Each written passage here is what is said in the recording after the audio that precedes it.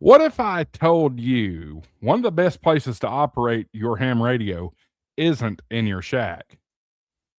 Some of the most exciting contacts you'll ever make happen from a park, a mountaintop, campground, or even a passenger seat of your truck. Stick around for this episode of Ham Radio for Beginners right now.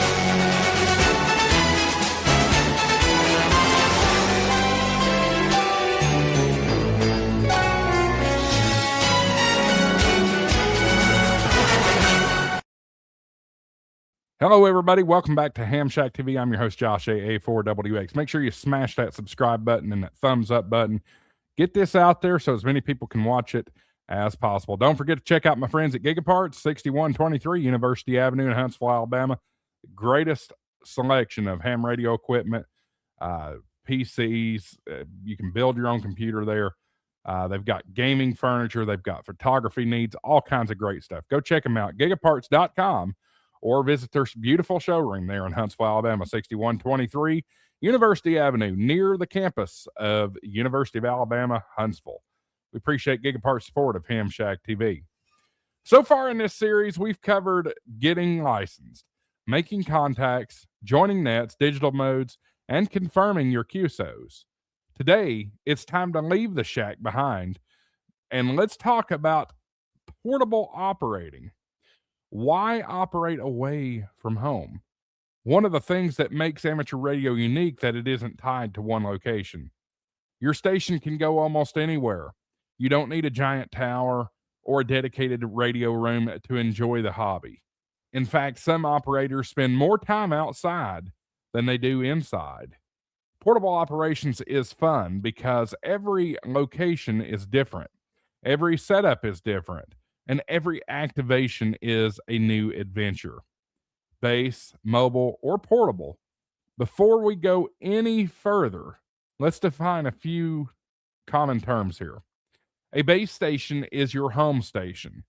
It's the station you operate from your house with a permanent antenna and equipment setup. A mobile station operates while you're traveling. That could be a radio installed in your car, truck, RV, or even your boat, maritime mobile. I have also heard aeronautical mobile too, so don't leave the airplanes out of it. And we got to know, and we got to recognize our friend Carlos K9OL from Life at Terminal Velocity, where he does parachute mobile. It happens, guys. It happens. A portable station is a temporary station. You will take your equipment somewhere else, set it up, operate for a while, and then pack everything back up when you're finished. That's what today's episode is all about. So what do you need? One of the biggest misconceptions about portable operations is that you need the most expensive equipment. You really don't.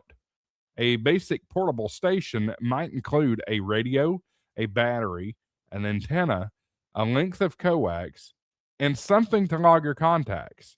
That's it. Many operators start with equipment they already own. If you've already have your handheld radio, congratulations. You've already got a portable station. One of the fastest growing activities in amateur radio is Parks on the Air, or better known as POTA. The concept is quite simple. You visit a qualifying park. Now, local parks are typically not on this, like city parks or county parks. However, state parks, wildlife reserves, national parks, those are the types of parks that you're going to be able to operate POTA out of. So you visit a qualifying park, set up your station, and start making contacts. Operators around the world try to contact you while you're activating a park. It's free to participate. There's no membership required. And it is a fantastic excuse to spend time outdoors while enjoying amateur radio. You'll quickly discover there's an entire community of operators who love chasing and activating parks every day. Another great portable operating event is ARRL Field Day, which happened this past weekend as of the recording of this video. Every June, thousands upon thousands of amateur radio operators head into parks, fields, campgrounds, churches, and emergency operations centers to set up temporary stations. The event combines emergency preparedness with friendly competition. But more importantly, it's one of the best opportunities for new hams to get on the air. If you've never operated HF before, Field Day is a fantastic place to try it. Most clubs are happy to let newcomers sit down behind the microphone and make contacts.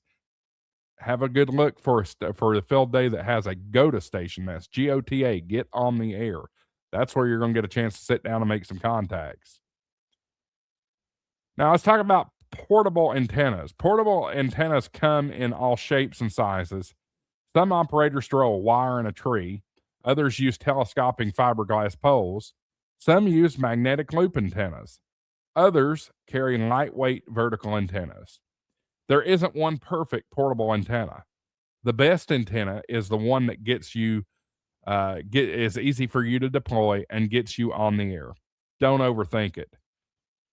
Now, since you're away from your house, you'll need portable power. Today, many operators use lithium iron phosphate batteries, better known as LiFePO4. They are lightweight, rechargeable, and can power a radio for hours. Some operators even use portable solar panels to recharge their batteries while they're operating. It's amazing how capable portable stations have become. Building Go kits.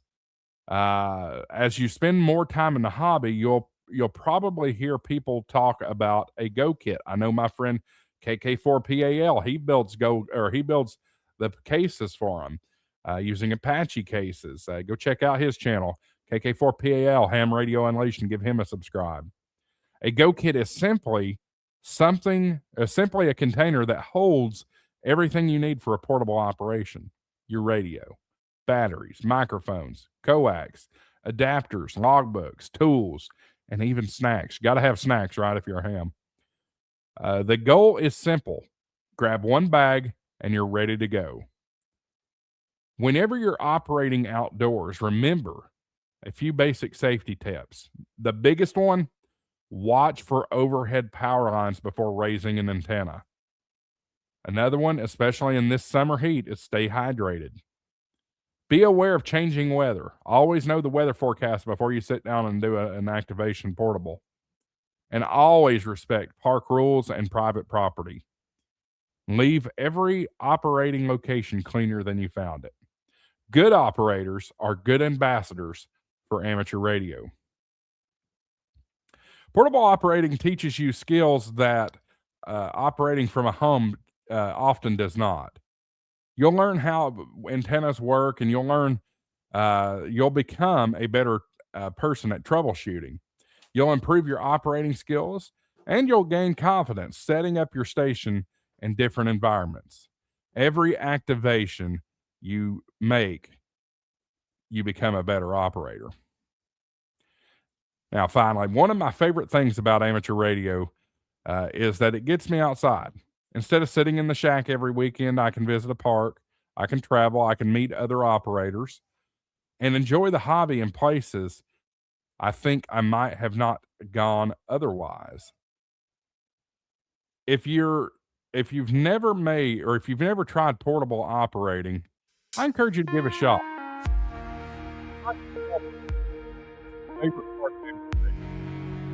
In our next episode, we're going to tackle one of the biggest questions every new ham asks. What radio should I buy? We'll talk about handhelds, mobiles, HF transceivers, what features really matter, and how to avoid spending money on equipment you don't need. If you enjoyed this episode, please give it a thumbs up, subscribe to Ham Shack TV, and we will see you on the next video. 73 A4WX WSCB 693.